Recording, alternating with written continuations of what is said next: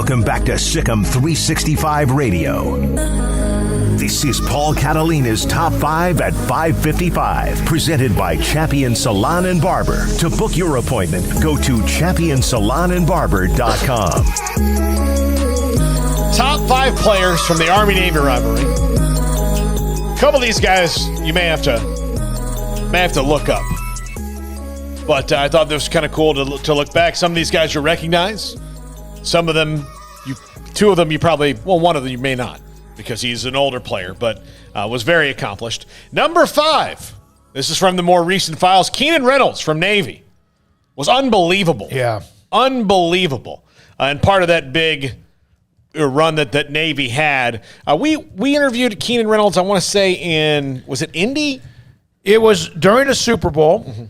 And yes, I think it was. It was when he was going to be drafted eventually. Yeah, right? it was either Indy or San Francisco, I want to say. But maybe Phoenix. Who knows? But we did a lot of them. Number 4, and this is from the way back. This is from even the pre-Smoky times. Ed Sprinkle.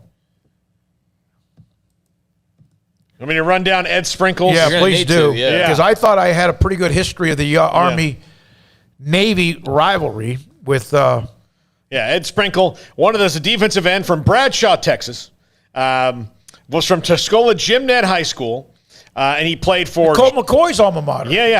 He played for the Bears for George Halas from 44 to 55, an NFL champion, 2-time second-team All-Pro, a 4-time Pro Bowler, 1940s NFL All-Decade, and one of the 100 greatest Bears of all time, and in the Pro Football Hall of Fame. I do remember him in the NFL, but I don't remember him much when it comes to Army. Yeah, I wouldn't think you would, Ed Sprinkle, because he was out of the league well before you were born. So. No, but I mean the history. I mean Joe Bellini and Okay. So I wonder if you have him included. Number 3 from the more recent files, Alejandro Villanueva from Army. Guy played for the Steelers? Yeah, he plays for the Ravens now. Yeah, so Alejandro Villanueva. He's the one that stood in the tunnel in the national anthem. Yeah, that was him. Alejandro Villanueva, really good one. Number 2, Heisman Trophy winner, Glenn Davis. This dude back in the day was pretty badass. And this was back when Army and Navy were the best 2 schools you could go to and play football.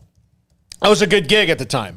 Pro football wasn't as big of a deal, so having a career after guaranteed by being in the Army or the Navy was a great thing in that era. And Glenn Davis, the best player in America, bar none. Hey, I'd love to add something, Paul. I'll be honest. I don't know anything about Glenn Davis, it's a historical note, no question about it. All right, and number 1, and the most obvious best player of all time in the Army-Navy rivalry would be Roger Staubach. Heard of him. Yeah. Have heard of him. Yeah, one of the greatest players in NFL history as well. One of the most competitive people.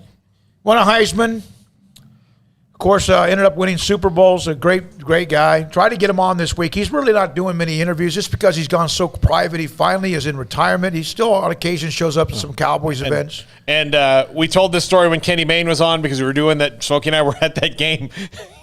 To this day, very competitive. Danny White told me that they have competition to see who's going to have. Danny White's about to have another grandchild, and he thinks that Roger Staubach will then pressure his kids to have another grandchild because Danny White will beat him at grandchildren. That's how competitive Roger Staubach is. Yeah, and he was so mad he threw a pick in that game. Yeah. Joe Bellini's a name that could have been brought up. Napoleon McCallum, running back from Navy as well. Could have been somebody that was brought up. And again, some of the great names, Army, Navy.